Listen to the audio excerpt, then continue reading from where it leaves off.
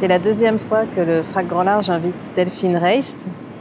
La première fois, c'était en 2019 pour l'exposition triennale Gigantisme. Et à cette occasion, nous lui avions passé commande d'une œuvre pour la Halle AP2, une œuvre qui s'intitule Scanner et qui depuis est entrée dans la collection du FRAC.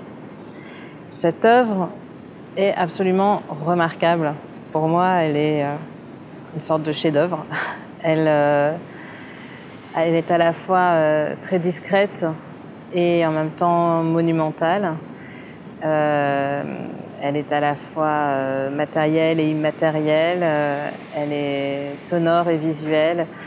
Et elle s'inscrit parfaitement dans ce bâtiment, cette architecture du FRAC Grand Large, la Halle AP2, ancien lieu des chantiers navals, lieu de travail, d'industrie, et devenu espace d'exposition, espace de collection.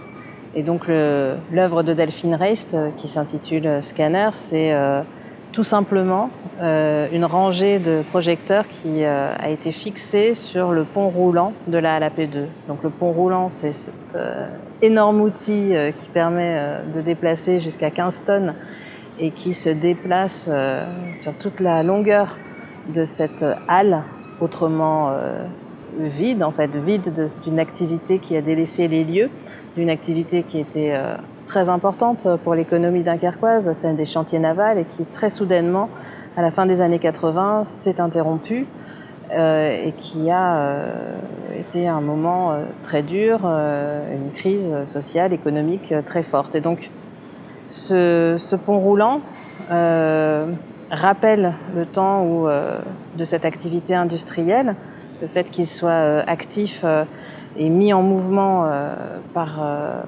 l'artiste à intervalles réguliers. Toutes les demi-heures, une sonnerie retentit et puis le pont roulant, tout d'un coup, s'éclaire et balaye d'un faisceau lumineux tout l'espace de manière très lente et donne à voir des variations lumineuses en fonction de l'heure du jour ou de la nuit, puisque le soir, c'est vraiment un faisceau très net qu'on découvre, ou un triangle comme ça, qui découpe l'espace, et une sculpture de lumière, on pourrait dire.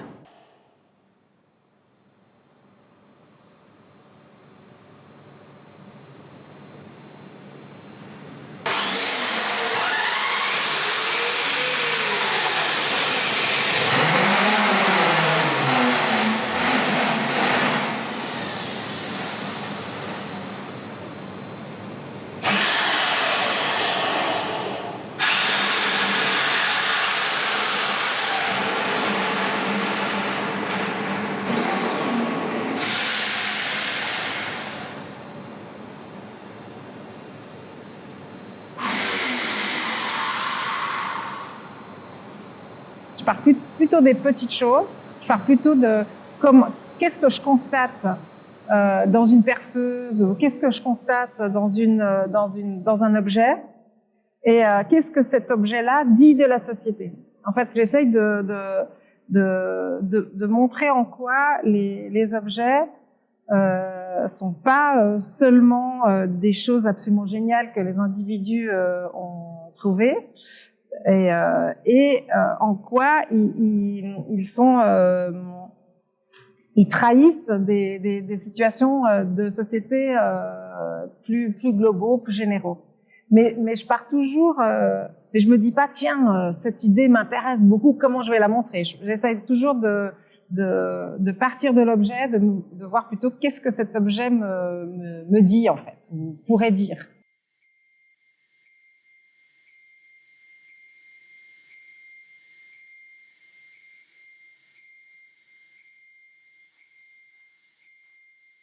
En fait, ça commence comme ça, par un lieu.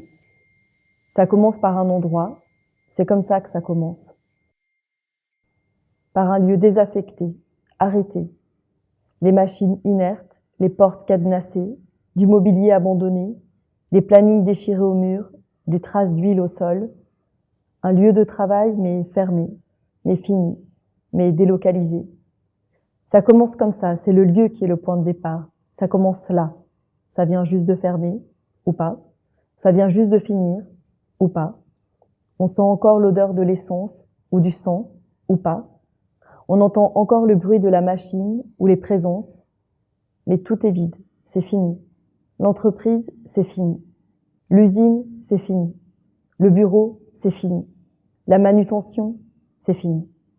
Il reste les murs, il reste les chaises, il reste le sifflet du contremaître. C'est ça le point de départ. Oui, c'est ça.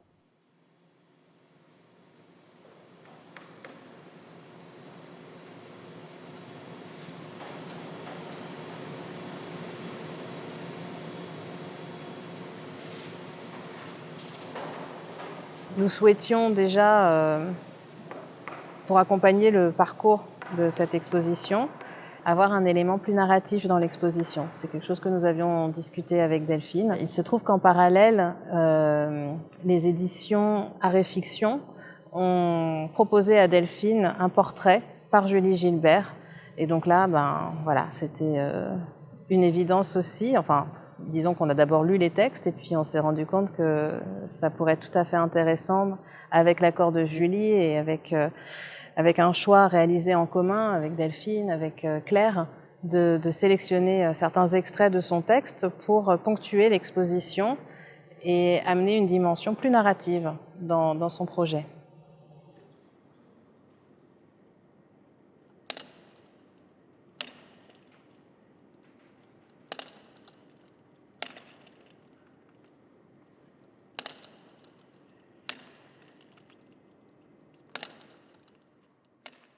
Comme tous ces objets ont une espèce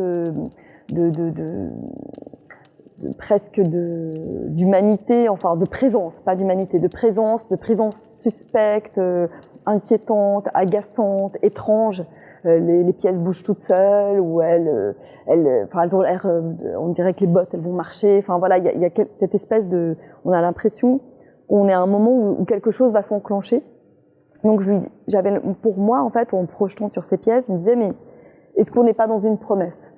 Est-ce que c'est pas la promesse de dire, mais en fait, et si tout d'un coup on se réincarnait à l'intérieur du travail? Est-ce que si on reprenait les rênes, si on construisait une nouvelle société, justement en se transformant, vu qu'on est face à un effondrement du système tel qu'il a existé, et d'ailleurs tant mieux pour plein de raisons. Mais quelle serait en fait l'utopie de cet autre système? Et c'était intéressant parce que Delphine disait, mais moi en fait ça m'intéresse pas de proposer une promesse. En fait moi je suis juste à l'endroit juste avant où je dis peut-être il va se passer quelque chose, ou oui c'est bizarre, oui on se décale. Et finalement je me suis rendu compte que moi dans mes textes justement je vais juste à l'endroit d'après, où en fait je suis déjà en fait sur le chemin de dire si on rebat les cartes, qu'est-ce qu'on propose?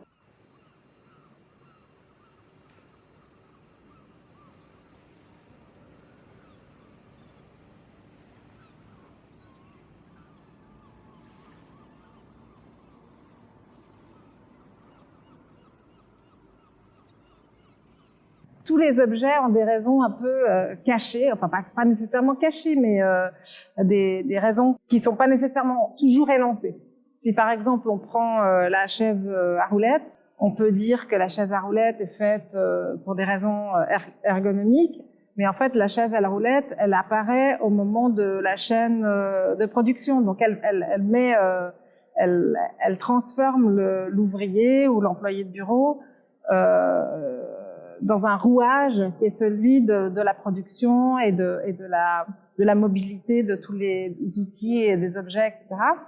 Et donc elle a aussi cet usage-là. Et donc il n'y a qu'à regarder la chaise à roulettes pour voir cette situation.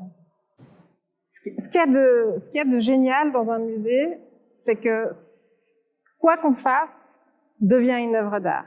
Parce que c'est le musée qui le fait. Le musée a un dispositif qui permet ça. Et c'est assez magique, mais c'est aussi la chose qui fait que le spectateur perd son libre arbitre, en fait. Comme je suis très intéressée au libre arbitre du spectateur, j'essaye de mettre un peu à mal cette situation pour qu'il soit obligé de se positionner.